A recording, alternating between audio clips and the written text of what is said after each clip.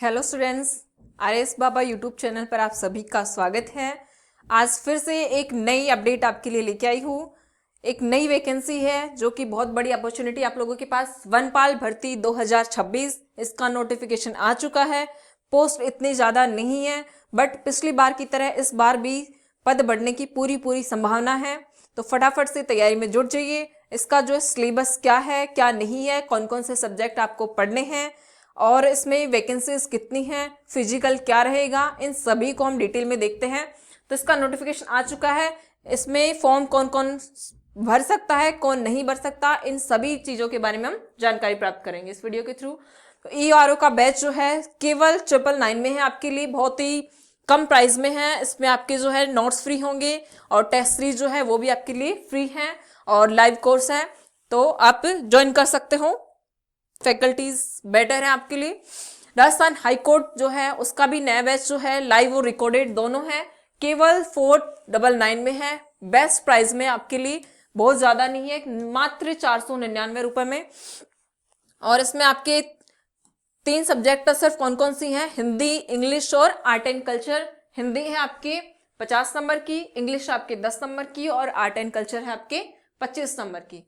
सिर्फ 499 में है, लाइव और रिकॉर्डेड दोनों तरीके से आपको वीडियो से पूरा कोर्स मिलेगा। आप ऐप डाउनलोड कर सकते हो RS बाबा बाय दीपक सर। और मैं मोर इन्फॉर्मेशन के लिए जो आप टेलीग्राम चैनल हमारा ज्वाइन कर सकते हो, RS बाबा दीपक सर या RS सर ऑफिशियल, ठीक है। तो अब हम बात करते हैं वनपाल के बारे में। तो वनपाल की जो कुल पद है इस वैकेंसी में 259 है, जिसमें से 213 जो है नॉन TSP के लिए है और 46 पद जो है वो TSP के लिए है।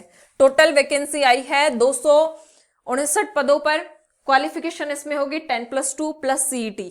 ये देखो, ये सबसे बढ़िया चीज ये है कि आपकी CET बेस्ड जो एग्जाम है वनपाल वाला वो फरवरी से पहले ही आ गया। अगर फरवरी के बाद आपकी वनपाल का एग्जाम होता या फिर नोटिफिकेशन आता तो 2024 की जिन्होंने CET दी थी उनको बहुत बड़ा नुकसान होता, उनको वापस से CET देनी पड़ती और उसके बाद ही वो इस भर्ती परीक्षा में बैठने लायक होते। तो बहुत ही अच्छी खुशखबरी है CET वालों के लिए स्पेशली। इसमें जो आपकी एज लिमिट है वो है 18 से 40 वर्ष। ये जो एज काउंट की जाएगी 1 जनवरी 2027 से की जाएगी। तो जो भी स्टूडेंट 17 साल के हैं वो भी ये फॉर्म अप्लाई कर सकते हैं, उनके लिए भी एक अच्छी अपॉर्चुनिटी है। और इसके जो ऑनलाइन फॉर्म है वो 6 जनवरी से स्टार्ट हो गए हैं और लास्ट 4 फरवरी डेट है इसकी। अभी से फॉर्म भर दीजिए, क्योंकि बाद में जब साइट जो है स्लो चलती है तो बहुत साइट बिजी हो जाती है, तो बहुत से लोगों की फॉर्म रह जाते हैं। तो बाद के चक्कर में मत रहना, फॉर्म स्टार्ट हो चुके हैं, फॉर्म फिल कर दो और जल्दी से जल्दी जो है तैयारी में जुट जाइए आप लोग। बहुत ही कम समय है।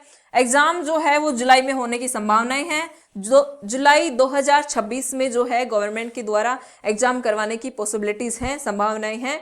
तो आप तो 100% यही मान के चलो कि एग्जाम जो है जुलाई में होने वाला है। तो आपके पास 6-7 महीने हैं, इनफ है। फिजिकल भी कुछ ज्यादा भारी भरकम है नहीं इसमें और इतना ज्यादा सिलेबस भी नहीं है। तो 6-7 महीने में आप आराम से पूरा सिलेबस कवर अप कर सकते हो, आपके पास पर्याप्त समय है। तो तैयारी में जुट जाइए आप लोग। इसमें पेपर पैटर्न क्या रहेगा, इसमें 100 क्वेश्चन होंगे। प्रश्न संख्या कितनी है, 100 होंगे और कितने नंबर के, 100 नंबर के। प्रत्येक क्वेश्चन 1 नंबर का होगा। इसमें नेगेटिव मार्किंग है 1/3 और टाइम कितना होगा, 2 घंटे का आपके पास टाइम होगा। बहुत अच्छी जो है आपके पास अपॉर्चुनिटी है, बहुत अच्छी भर्ती परीक्षा है ये। आप लोग जो है इसको हल्के में मत लेना कि वनपाल क्या है, जीव जंतुओं की रक्षा करना है, पेड़ पौधों की रक्षा करना है। ये ASI के लेवल की पोस्ट है, 1 स्टार लगेगा आपकी वर्दी पे। और इसमें जो आपके वो होती है सैलरी होती है लेवल 8 की होती है, कांस्टेबल से ज्यादा और 3rd ग्रेड से थोड़ी कम होती है। तो हल्के में मत लेना इस वैकेंसी को। और पोस्ट कम है तो इस बात से भी आपको निराश नहीं होना है, क्योंकि लास्ट टाइम भी पोस्टों की संख्या बढ़ी थी और इस बार भी जो है पद बढ़ने की संभावना पूरी है। इसमें फिजिकल क्या होगा, एक तो आपके हाइट और चेस्ट। मेल की है जो हाइट 163 सेंटीमीटर होनी चाहिए, फीमेल की 150 सेंटीमीटर। और इसमें चेस्ट जो है वो मेल की 84 सेंटीमीटर प्लस 5 सेंटीमीटर और फीमेल की 79 सेंटीमीटर प्लस 5 सेंटीमीटर। ये चेस्ट और हाइट के बारे में है। नेक्स्ट जो है फिजिकल में और क्या है, इसमें आपसे दौड़ करवाई जाएगी। दौड़ तो नहीं कर, पैदल चलवाया जाएगा आपसे। कितना, मेल में जो है आपकी 25 किलोमीटर चलाया जाएगा कितने घंटे में? 4 घंटे में। रेस करवाई जाएगी 4 घंटे में, तो 25 किलोमीटर हम लोग चल के भी जा सकते हैं, तो कोई भारी बात नहीं है। फिजिकल बहुत ही आसान है इसका। और जो फीमेल है उसमें 16 किलोमीटर की दौड़ करवाई जाएगी कितने घंटे में? 4 घंटे में। तो कोई ज्यादा बड़ी भारी बात नहीं है 4 घंटे में 25 किलोमीटर चलना या फिर 4 घंटे में 16 किलोमीटर चलना। जिन लोगों को लग रहा है कि इतना 4 घंटे रेगुलर कैसे चलेंगे, तो आप इस चीज की टेंशन बिल्कुल मत लेना। जैसे ही आपका एग्जाम हो जाएगा, आप फिजिकल के लिए जब तैयारी करोगे तो एक अलग ही जोश हो जाएगा आपके अंदर कि अब तो मैं कर लूंगा। तो आप डेली प्रैक्टिस करोगे तो आराम से हो जाएगी ये चीज। पहले जो है इसमें सेटअप्स थे कि भी 1 मिनट में आपको 25 या 15 से कुछ सेटअप्स करने हैं। एक जो है बॉल फेंकने वाला भी था। अब इन दोनों को जो है हटा दिया गया है, आपके लिए फिजिकल जो है और भी आसान कर दिया गया है। अब ज्यादा कुछ नहीं करना इसमें। चेस्ट हाइट और 25 किलोमीटर 4 घंटे में मेल के लिए है और 16 किलोमीटर 4 घंटे में फीमेल के लिए है। तो ये है फिजिकल के बारे में जानकारी। अब थोड़ा सा जो है सिलेबस के बारे में देख लेते हैं। सिलेबस जो है इस बार इसका विस्तृत तरीके से दिया गया है, बहुत ही अच्छे तरीके से दिया गया है। पॉइंट टू पॉइंट सिलेबस है, कांस्टेबल की तरह नहीं है। आगामी भर्ती परीक्षाएं होंगी, आई होप कि उनमें भी इसी तरीके से सिलेबस दिया जाए, ताकि जो है हमें आसानी रहे पढ़ने में। टॉपिक वाइज चीजें जो है हम पढ़ते हैं तो थोड़ी आसानी से हो जाती है हमारी क्लियर। और जैसे मान लो स्पेसिफिक ऐसे सब्जेक्ट का नाम दे दिया कि राजस्थान ज्योग्राफी, अब उसमें तो बहुत सारे टॉपिक्स हैं, अब किसको छोड़ना है किसको पढ़ना है ये आइडिया लगा ही नहीं पाता है स्टूडेंट। तो ये सबसे बेटर तरीका है सिलेबस जो है वो देने का। तो विस्तृत तरीके से जानकारी दे रखी है। पिछले सिलेबस जो था वो इस प्रकार से नहीं था। तो इसमें आपके सामान्य ज्ञान है, सामाजिक अध्ययन जो है 50 नंबर का होगा। इसमें आपके राजस्थान का इतिहास जो है, राजस्थान हिस्ट्री, उसमें प्रमुख सभ्यताएं, प्रमुख पुरातात्विक स्थल, प्रमुख राजवंश, राजवंश में सभी राजा महाराजा जितना भी है उनका काल, वो सभी चीजें आ जाएंगी इसमें, और प्रमुख शासक व उनकी उपलब्धियां। तो ये, और फिर है आपके 1857 की क्रांति, किसान आंदोलन, जनजातीय आंदोलन, प्रजामंडल आंदोलन व राजस्थान का एकीकरण। ये आपकी राजस्थान हिस्ट्री के इंपॉर्टेंट टॉपिक हैं। और प्रमुख ऐतिहासिक व्यक्तित्व, बहुत ही आसान और सिंपल टॉपिक है, आराम से हो जाएंगे, कोई बड़ी भारी बात नहीं है। तो सिलेक्टेड टॉपिक ही है किसमें? सामान्य ज्ञान में, राजस्थान का इतिहास। ठीक है, नेक्स्ट देखते हैं। नेक्स्ट हमारा भारतीय राजनीतिक व्यवस्था विशेषकर राजस्थान के संदर्भ में। तो जो इंडियन पॉलिटी है उसका तो थोड़ा सा ही पार्ट है, बाकी जितना भी है वो राजस्थान पॉलिटी का है। इंडियन पॉलिटी में जो आपके भारतीय संविधान की प्रकृति, प्रस्तावना, मौलिक अधिकार और राज्य के डीपीएसपी नीति निर्देशक तत्व और मौलिक कर्तव्य, ये है आपके इंडियन पॉलिटी के टॉपिक। और इसके अलावा सारा जितना भी दे रखा है ये आपकी राजस्थान पॉलिटी के टॉपिक्स हैं। कौन कौन से हैं? राजस्थान की राजनीति एवं प्रशासनिक व्यवस्था में राज्यपाल, मुख्यमंत्री, विधानसभा, हाईकोर्ट और आरपीएससी, राजस्थान लोक सेवा आयोग, राजस्थान निर्वाचन आयोग, राजस्थान सूचना आयोग और राज्य मानवाधिकार, जितने भी आयोग हैं वो दे रखे हैं। इसके अलावा राज्य एवं जिला स्तर का प्रशासनिक ढांचा एवं कार्य प्रणाली, स्थानीय स्वशासन एवं पंचायती राज, ये टॉपिक आपके राजस्थान पॉलिटी में दे रखे हैं। इंडियन पॉलिटी में नाम मात्र के टॉपिक हैं जो कि आपके जमादार में भी थे और 4th ग्रेड में भी थे।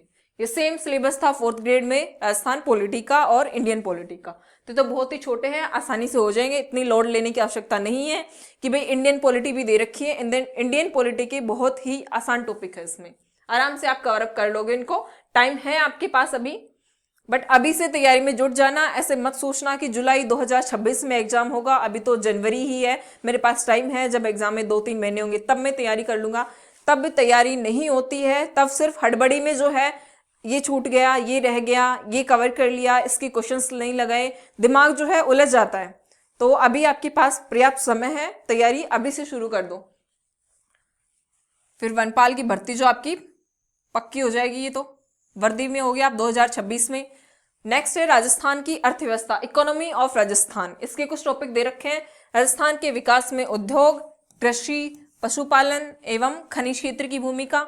नेक्स्ट पॉइंट है राजस्थान की अर्थव्यवस्था, विशेषताएं और समस्याएं, राज्य की आय एवं बजट की अवधारणाएं, हस्तशिल्प उद्योग, बेरोजगारी, सूखा, अकाल, राजस्थान में विभिन्न कल्याणकारी योजनाएं एवं अधिनियम, विकास संस्थाएं, लघु उद्यम एवं वित्तीय पंचायती संस्थाएं, पंचायती राज संस्थाओं की ग्रामीण विकास में भूमिका।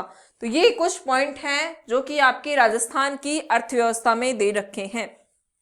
इन पॉइंट को अच्छे से कर लेना। अगर कोई स्टूडेंट इसकी प्रिपरेशन कर रहा है या फिर करने की सोच रहा है, सोचना नहीं है, तैयारी शुरू कर दो। सोचने के लिए आपके पास वक्त ही नहीं है। 5 से 6 महीने बहुत ज्यादा नहीं होते हैं। ये सिलेबस आपसे पूरा कवर अप ही होगा और फिर लास्ट का जो मंथ होगा जिसपे आप टेस्ट सीरीज वगैरह ज्वाइन करोगे तो फिर आपको सिलेबस को अभी से कवर अप करना शुरू कर देना चाहिए। ये वाले जो पॉइंट है वो थोड़े हार्ड पड़ेंगे।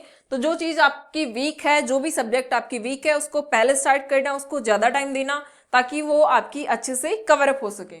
ठीक है, तो ये टॉपिक है आपके इकोनॉमी ऑफ राजस्थान के और ये आपके राजस्थान पॉलिटी और इंडियन पॉलिटी के 2-4 टॉपिक है। ठीक है, फिर आपके इधर दे रखा है राजस्थान का भूगोल, ज्योग्राफी ऑफ राजस्थान।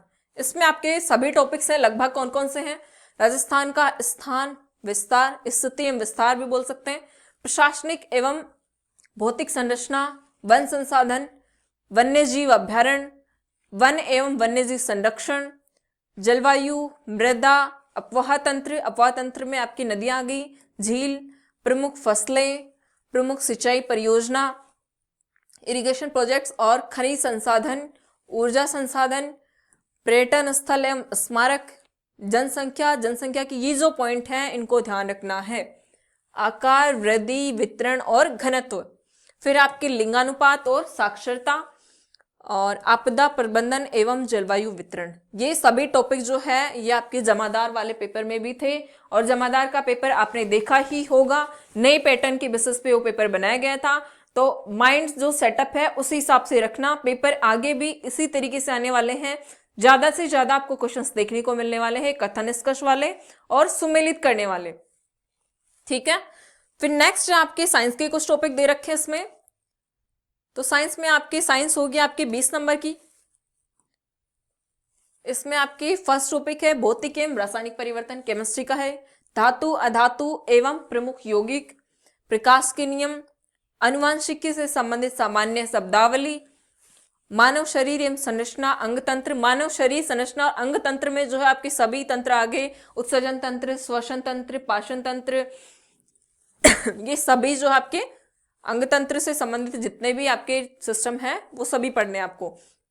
फिर है पोषण एवं संतुलित आहार, बैलेंस डाइट वाला, और न्यूट्रिशन, प्रमुख मानव रोग कारक, निदान एवं अपशिष्ट प्रबंधन, पारिस्थितिकी तंत्र एवं जैव विविधता, और सूचना प्रौद्योगिकी एवं कंप्यूटर संबंधित ज्ञान। ये साइंस में ही आपके दैनिक विज्ञान में ही पॉइंट जोड़ रखा है। इसमें जो नॉर्मल छोटी मोटी चीजें हैं वो आपको पढ़नी है और ये वाले जो टॉपिक है इनको अच्छे से डिटेल में पढ़ना है, क्योंकि अभी जो जमादार वाला पेपर हुआ था उसमें क्वेश्चन तो बिल्कुल ऐसे 1 लाइनर था, बट उसके ऑप्शंस इतने खतरनाक दे रखे थे कि भाई जब तक आप किसी टॉपिक को पूरा कवर अप नहीं करोगे, अच्छे से समझ के नहीं पढ़ोगे, आज से वो क्वेश्चंस नहीं होंगे। देखने में तो छोटा सा क्वेश्चन लग रहा है कि 1 लाइनर क्वेश्चन हो जाएगा।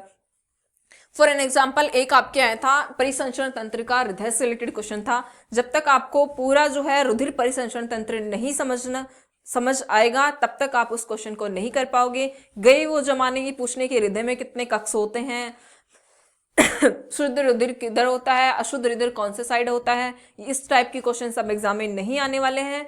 चीजें समझ के पढ़नी है, रट्टा नहीं मारना है। ऐसी बुकलेट बिल्कुल भी यूज मत करना, भले ही वो कितनी ही छोटी वैकेंसी हो, कितनी ही बड़ी वैकेंसी हो, 4th ग्रेड हो या 3rd ग्रेड हो, 5th ग्रेड हो, कोई भी ग्रेड की वैकेंसी हो, आपको चीजें समझ के ही याद करनी पड़ेंगी और कोई ऑप्शन नहीं है अब आपके पास। अब ये चीज भूल जाना कि कोई भी लास्ट टाइम में जो है जब 1 महीने रहेगा तो मैं बुकलेट उठा लाऊंगा और उसमें से जो भी पॉइंट है वो सभी की सभी पढ़ लूंगा और एग्जाम पास आउट कर लूंगा। ऐसा बिल्कुल नहीं होने वाला है, आपको चीजें समझ के ही पढ़नी पड़ेंगी। तो ये है आपका दैनिक विज्ञान का सिलेबस। फिर आपके दे रखिए मैथ्स आएगी आपके 15 नंबर की। इसमें आपके एलसीएम एचसीएफ है, एवरेज है, औसत, लाभ हानि है, परसेंटेज प्रतिशत है, साधारण ब्याज, चक्रवर्ती ब्याज, अनुपात समानुपात, समय, चाल, दूरी, कार्य एवं समय, क्षेत्रफल व आयतन, आंकड़ों का चित्रों द्वारा निरूपण, आलेख, स्तंभ चित्र और वृत्त चित्र, रेखालेख आदि, ये सभी टॉपिक्स आपके दे रखे हैं गणित में, मैथ्स के सब्जेक्ट में। ठीक है, ऑल ओवर सभी एग्जाम में आते हैं इस टाइप के टॉपिक जो है, आप आसानी से कर लोगे इनको, क्योंकि आप पहले से प्रिपरेशन कर ही रहे हो किसी न किसी एग्जाम की। अभी वीडियो हुआ है, पटवार हुआ है, कांस्टेबल हुआ है तो दिए होंगे सभी एग्जाम आपने, उनमें भी आपने टॉपिक जो है करे होंगे, तो ये इस बार भी इसमें दे रखे हैं। फिर इधर आपके दे रखा है करंट से रिलेटेड, ये आपके राष्ट्रीय एवं राजस्थान राज्य के समसामयिक मामले। इसमें आपको राजनीतिक, आर्थिक, सामाजिक, सांस्कृतिक, समसामयिक घटनाएं, प्रसिद्ध व्यक्तित्व, कार्यक्रम, नीति, खेलकूद, स्पोर्ट्स, एक तो स्पोर्ट्स वाले में से और एक आपके जो प्रसिद्ध व्यक्तित्व है, इसमें से करंट में सबसे ज्यादा क्वेश्चन आते हैं। तो करंट अभी से पढ़ना स्टार्ट कर दो, अभी से मतलब आज ही से प्रिपरेशन स्टार्ट कर दो। टाइम जो है आपके लिए पर्याप्त है, बट इतना भी पर्याप्त नहीं है कि आप उसको वेस्ट करो। ठीक है, तो बहुत ही अच्छी वैकेंसी है, 1 स्टार वैकेंसी है आपके लिए, बहुत अच्छी अपॉर्चुनिटी है। गवर्नमेंट की तरफ से आपको बहुत अच्छा गिफ्ट दिया गया है न्यू ईयर पे या मकर संक्रांति पे, तो अभी लग जाओ तैयारी में। ऐसे ही नई अपडेट के साथ जो है हमारे साथ जुड़े रहना। जो लास्ट टाइम कट ऑफ गई थी ना, उसके बारे में थोड़ा सा देख लेते हैं ताकि आपको थोड़ा आइडिया लग जाए। बट इस टाइम जिस हिसाब से जो पेपर बनाए जा रहे हैं, तो अभी तक जो कट ऑफ गई है ना, उनको आप भूल जाओ। पहले देखो कट ऑफ कितनी गई है। फीमेल की गई थी जनरल में 72 और मेल की 80, ओबीसी की 77 मेल और फीमेल की भी 77, एमबीसी की 75 मेल और 61 फीमेल, ईडब्ल्यूएस की 73 और फीमेल की 65, एससी की 66 और फीमेल की 57 और एसटी में 65 और फीमेल की 59। तो इस बार जो है जिस हिसाब से पेपर बना रहे हैं, तो इतनी कट ऑफ नहीं जाने वाली है, इसके कम ही कट ऑफ जाएगी। कट ऑफ कितनी जाएगी कितनी नहीं जाएगी इस चक्कर में नहीं पड़ना है आपको, जो है अपने सिलेबस पे फोकस करना है। पॉइंट टू पॉइंट सिलेबस को पूरा अच्छे से पढ़ो, और फिर जो है उससे रिलेटेड जो भी आपके पास मटेरियल है, बुक्स हैं या फिर कोई गाइड बुक है, बुकलेट है, प्रीवियस ईयर की क्वेश्चन है, वो सभी चीजें जो है उनको एक साथ रखो और पढ़ना स्टार्ट कर दो। और लास्ट टाइम जो सीट थी वो कितनी थी, 149 थी, अब तो इस टाइम जो है इससे तो ज्यादा 259 है। पहले शायद कम निकाली थी, 99 के पास थी, फिर ये बढ़ा के 148 के समथिंग कर दी थी, 40 से 50 सीटें बढ़ी थी। तो इस बार भी जो है सीट बढ़ने की पूरे चांसेस हैं। फिर भी मैं आपको फिर से कह रही हूँ, सीटों पर ध्यान मत दो, हमें सिर्फ एक सीट चाहिए। अब उस एक सीट पर कितने कैंडिडेट्स की लड़ाई है, ये ध्यान में रख के आपको प्रिपरेशन करनी है। ठीक है, तो ऐसे ही कुछ अपडेट के साथ हमारे साथ बने रहिए। आज के लिए इतना ही काफी है। थैंक यू, धन्यवाद, जय हिंद।